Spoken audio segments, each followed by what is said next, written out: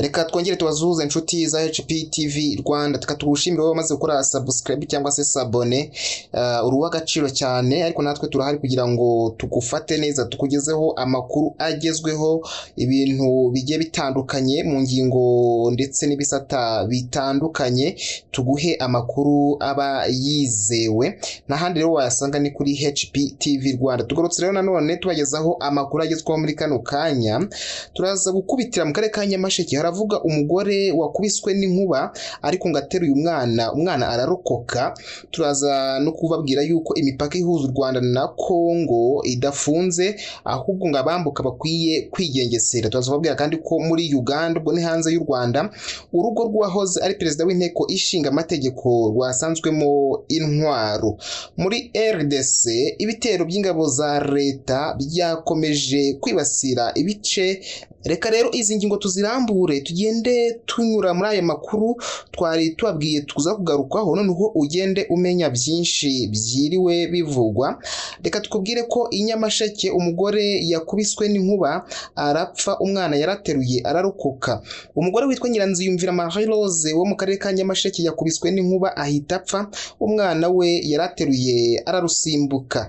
Ibi byabereye mu mudugudu wa Bururi, akagari ka Banda, murenge wa Rangiro, mu karere ka Nyamasheke kuwa 19 Gicurasi 2026. Amakuru avuga ko uyu mugore yakubiswe n'inkuba ubwo yari mu gikoni n'abana be, ndetse ari umuntu wa kabiri wo muri urwo rugo wishwe n'inkuba mu myaka 5 ishize.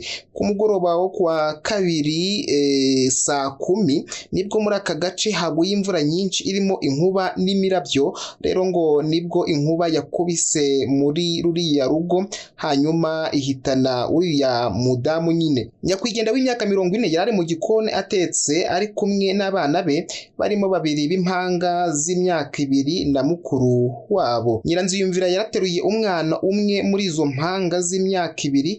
Ibi bikimara kuba, umwana mukuru yahise ajya kumenyesha abaturanyi, nabo babimenyesha ubuyobozi. Umunyamabanga nshingabikorwa w'umurenge wa Rangiro Mutesa Jean Claude yavuze ko bakimenya aya makuru bihutiye kugeza kwa muganga umwana, ariko bakavuga ko yahiye ku kibuno mu buryo bworoheje. Inzego z'umutekano n'abayobozi ntabwo bahise babona uko bagera muri urwo rugo kuko imihanda itari nyabagendwa, kubera ko yaba umuhanda wa Tyazo-Banda n'umuhanda w'Inka-Banda iyo mvura yaguyemo ari nyinshi, bigatuma iyo mihanda itaba nyabagendwa. Imipaka ihuza u Rwanda na RDC ntifunze. Imipaka ihuza u Rwanda na RDC ntifunze, abambuka basabwa kwigengesera.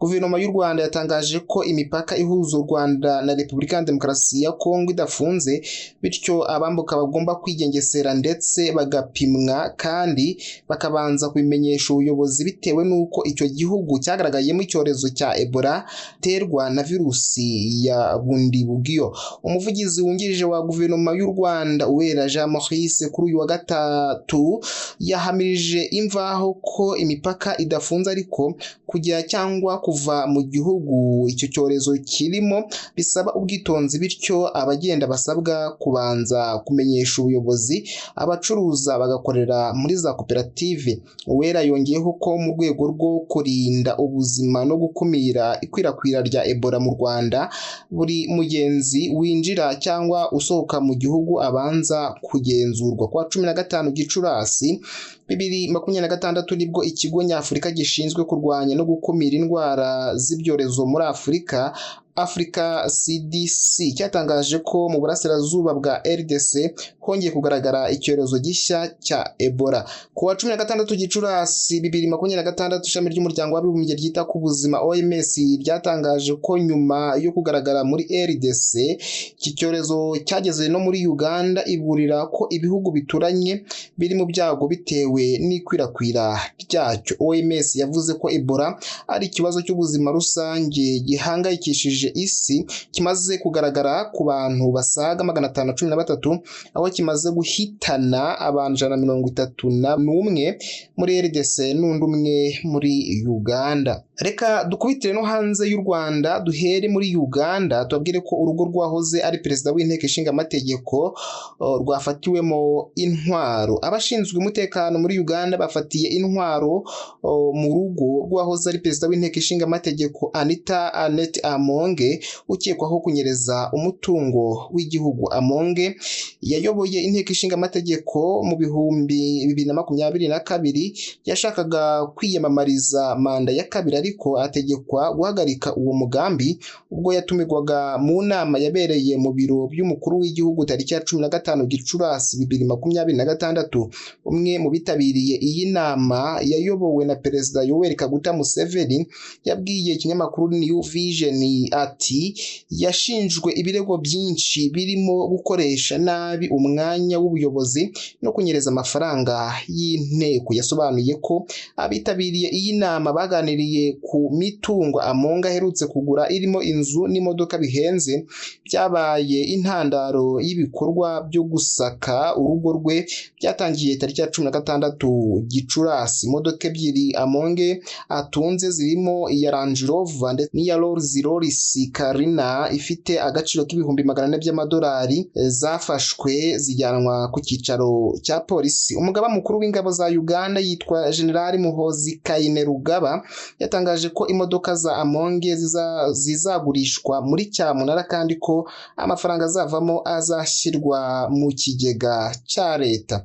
Umudepite ucyuye igihe Kintu Alex Brandon yatangaje ko ibyo kuba Amonge yarigwijeho imitungo byari bimaze kuba ibisanzwe ariko ko icyatunguranye cyane kikanabahangayikisha ari intwaro zafatiwe we mu rugo.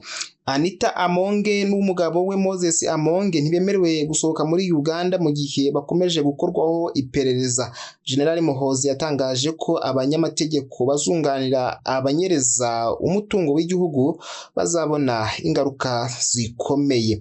Dukubite no muri RDC tubabwire ko ibitero by'ingabo za leta byakomeje kwibasira ibice bituwe cyane Iminembwe kuva kuwa kabiri tariki ya 19 Gicurasi 2026 saa 1:15 z'ijoro kugeza kuri uyu wa gatatu itariki ya 20 Gicurasi 2026 saa 4:15 za mu gitondo. Ihuriro ry'ingabo z'ubutegetsi bwa Kinshasa zakajije umurego mu bitero by'indege byibasiye uturere dutuwe cyane twa Karingi, Bidegu na Gakenke bakoresheje indege zitagira abapilote za Kiti gatandatu na Kamikaze. Itangazo rya AFC M23 rivuga ko ku makuru mashya ava ku rugamba rivuga ko kuwa gatatu tariki ya 20 Gicurasi saa 1:15 za mu gitondo izo ngabo zongeye kugaba ibitero simusiga ku turere dutuwe cyane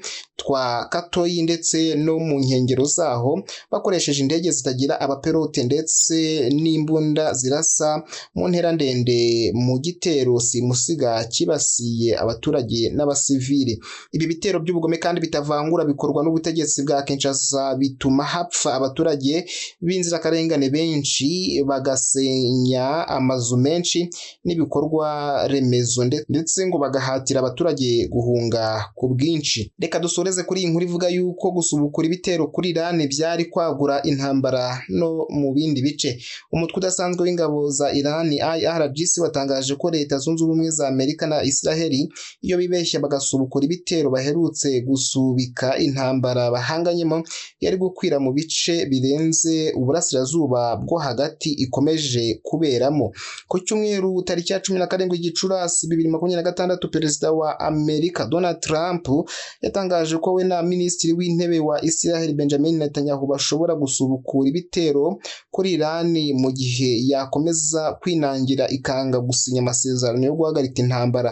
Ku munsi wakurikiyeho Trump yatangaje ko yisubiyeho ku cyemezo yari yafashe cyo gusubukura ibitero kuri Iran, avuga ko ibihugu byo mu burasirazuba bwo hagati byamubwiye ko hari ibiganiro bikomeye birimo kuba bishobora kuzasiga Iran yemeye guhara ibyo gutunga intwaro za nucleaire. Umutwe w'ingabo za Iran udasanzwe wa IRGC watangaje ko gusubika ibi bitero ari amahitamo meza bakoze kuko ngo byari gutuma intambara ikwira no mu bindi bice bitari uburasirazuba bwo hagati. Perezida Trump avuga ko ahanze amaso ibiganiro aho gusubukura intambara, n'ubwo Iran itahwemye gutangaza ko Trump yifuza ibihambaye. Ku rundi ruhande, umuhora Hormuz ukomeje gutuma ibiciro by'ibikomoka kuri peteroli bitumbagira ukomeje gukoreshwa bucece na bimwe mu bihugu byegereza Iran kugira ngo bibashe guhatambutsa igitoro. Reuters yatangaje ko Minisitiri w'Ububanyi n'Amahanga wa Koreya y'Epfo Suu Hee yatangaje ko amato yo muri iki gihugu atwaye igitoro yabashije gutambuka muri uyu muhora. Ikinyamakuru Mehr News Agency gikorera imbere muri Iran giherutse gutangaza ko ubwato bw'Ubushinwa bwatangiye gutambuka nyuma yo kwemeranya na Iran uburyo ubwato bwabo bushobora gutambuka muri iyi nzira. Iherezo ry'intambara Amerika na Israel bashoje kuri Iran kuva kwa 28 Gashyantare 2026 rikomeje kwibazwaho nyuma y'uko ibiganiro by'amahoro byitezweho guhagarika iyi ntambara bikomeje gutinda. Aha rero niho dusoje amakuru twabateguriye agezweho muri kano kanya. Tubashimira kuba twayabanyemo, mukomeze kugira ibihe byiza. Niba utarakora subscribe wayikora kugira ngo ujye ubona ibiganiro ndetse n'amakuru agezweho hano kuri HPTV Rwanda. Mukomeze kugira ibihe byiza.